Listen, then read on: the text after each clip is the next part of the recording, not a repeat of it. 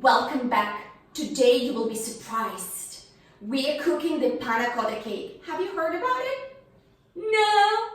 This cake will be done with a sweet pastry crust with chocolate, panna cotta filling, and some beautiful fresh berries on top to garnish.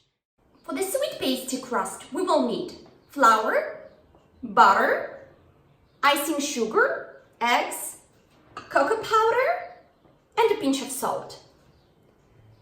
For the panna cotta, we will need heavy cream, sugar, agar-agar or gelatin, for example, and 1 vanilla bean. And to garnish, some fresh berries. Let's start with the sweet pie crust. For that, we take butter, flour. Let's start with half. And, well, I prefer working with hands. See, maybe we add all of it.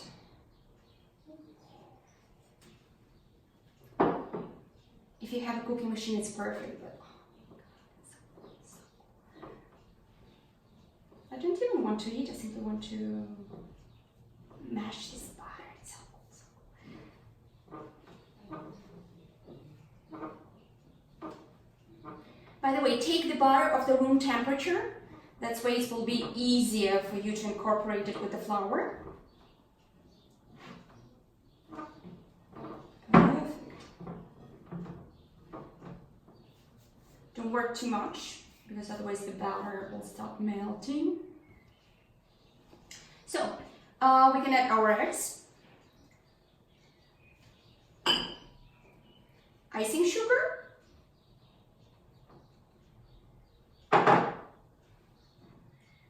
cocoa powder, and a pinch of salt.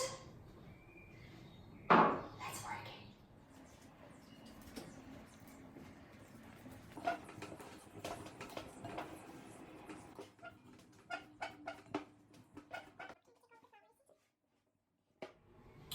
And our dough is ready. It took us like 5-7 minutes.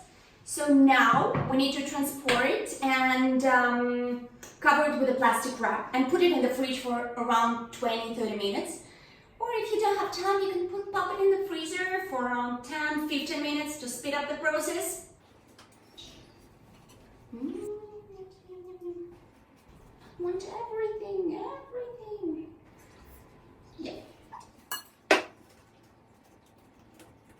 Depending on the form that you're using, I really suggest you already more or less, to even it, for example, if you're doing the round one, so make it round, rectangle, it will be much easier for you than to level it up. So let's close it.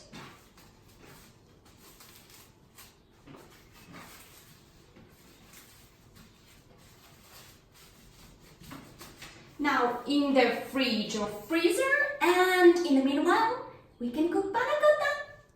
For the panna cotta, put your pot on fire, add all the heavy cream, sugar, vanilla bean that I already extracted all of the small beans, and I really suggest you to also put their vanilla bean itself, because it will give the additional flavor to your panna cotta.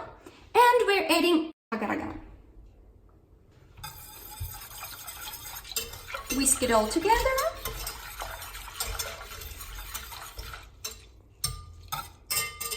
Just before it starts boiling, take it from the heat and you can remove the vanilla bean. It just wanted to boil, but we stopped it. Let your panna cotta cool down, but before it gets firm, then we will put it on top of the crust and our cake will be almost ready. So, the panna cotta is cooling down. We have the dough in the freezer. Let's check. I think it's ready. Looks good. So, I like to use baking paper all the time. So place your dough on the baking paper. And my favorite trick.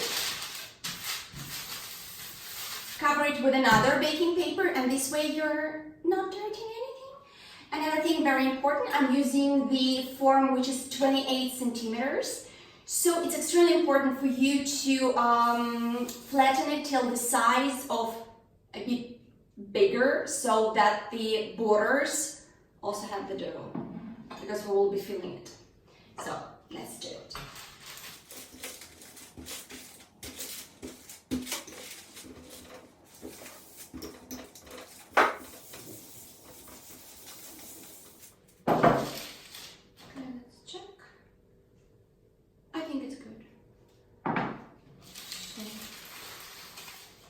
We can transfer our dough.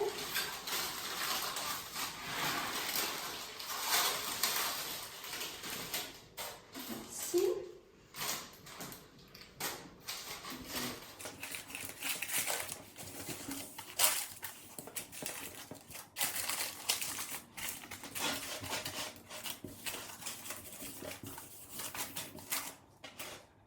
As you know, usually with sweet pastry crust, you need to use the baked beans or rice or something quite heavy to bake it in the oven.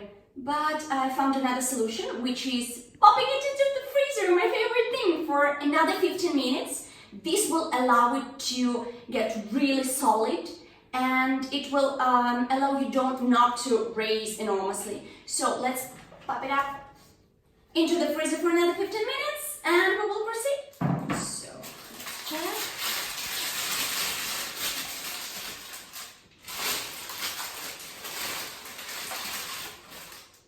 Have you seen the movie Frozen?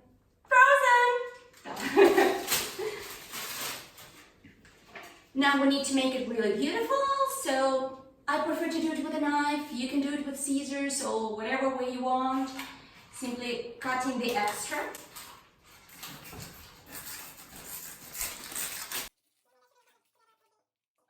Prefer to put it a bit higher than normal because it tends to shrink while you cook it. A bit. While being even.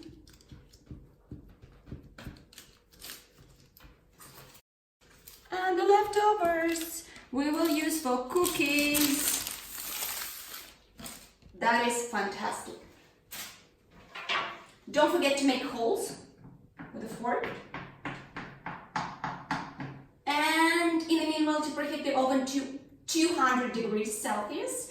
We will cook it for 5 minutes at 200 and then for another 15 minutes at 180.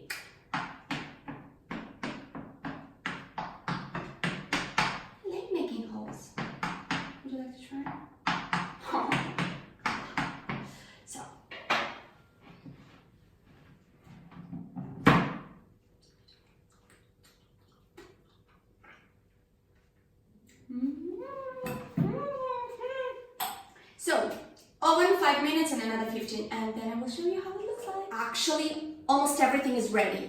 We have our crust, which was in the oven exactly for 20 minutes. 5 minutes and 15. Now it's cooled down, and we took it from the form and removed the baking paper. Our panna cotta in the meanwhile cooled down as well. It's important to understand that this pie, this cake, should be eaten cold. So maybe even better to eat it the other day, like tomorrow, for example. So what we do, we simply pour the still liquid, not for long, panna cotta on top of the pie crust.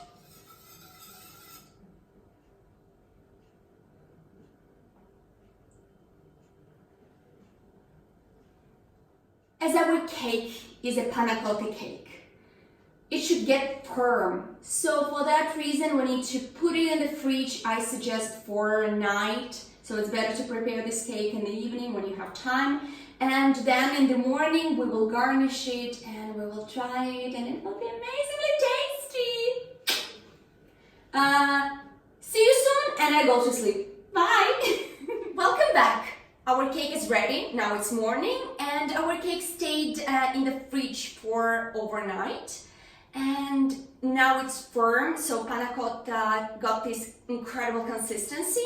But if you, for example, prefer panna cotta to be a bit firmer but thicker, you can use more of Agar-Agar. And I already took the chance to decorate it with some berries and fruits. And this is how it looks like.